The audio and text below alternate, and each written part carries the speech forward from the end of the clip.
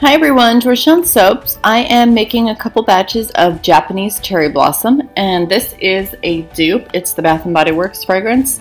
The official description is cherry blossom, white lily, blushing violet petals with a hint of warm vanilla.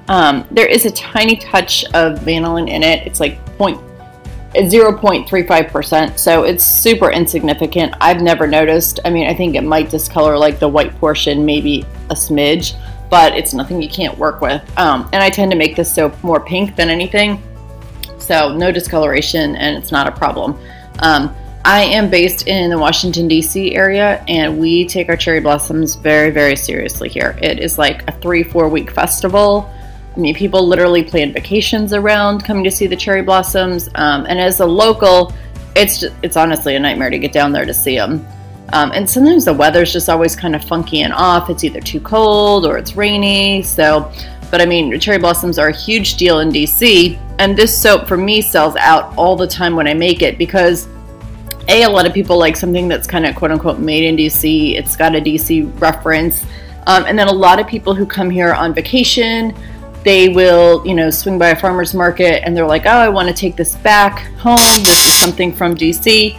Or if someone's traveling, out of town and they want to bring a little housewarming gift, they'll definitely, this is probably the main one that they will pick up to take with them, the DC Cherry Blossom, just because it's, got that DC connection. But anyway, it smells really good. It's not an overpowering scent. It's just a really nice fragrance, and it performs well. There's no ricing, there's no acceleration. It's not going to give you all day to work with like some fragrances might, but it's completely workable. As you watch the video, you'll see that no acceleration. It does eventually thicken up on you, but I think most fragrances do. I'm just pouring in some of my TD. And then what I like to do with this soap is use one color for pink, but then add a little bit of TD to it. So it's the same shade, but one's obviously just toned down, muted a little bit. And I just find it's a really nice contrast. And then the white just adds a little bit of contrast as well. So I'm going to go ahead and mix everything in, and I will bring you guys back.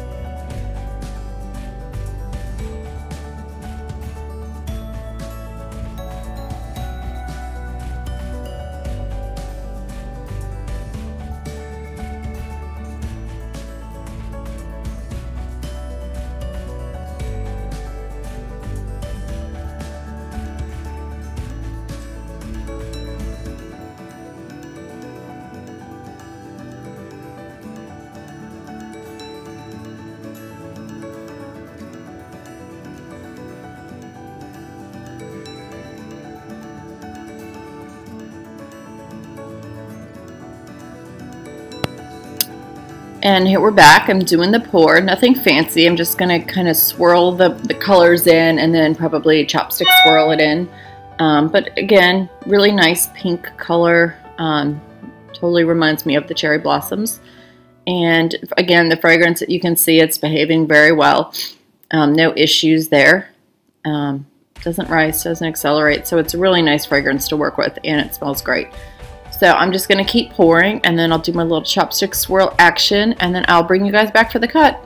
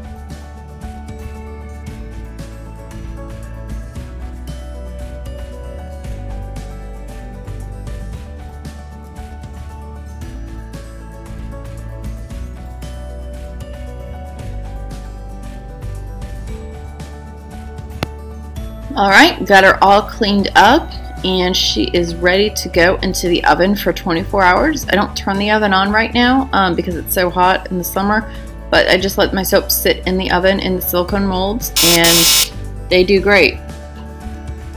So anyway, here is the cut. Really liking the contrast, and just some nice delicate swirls. I love the contrast of the two pinks with the white. I just think this kind of totally fits Cherry Blossom. So anyway, I will let you guys enjoy the rest of the cut and have a great day, and I will see you on the next video. Thanks so much for subscribing. Have a great day.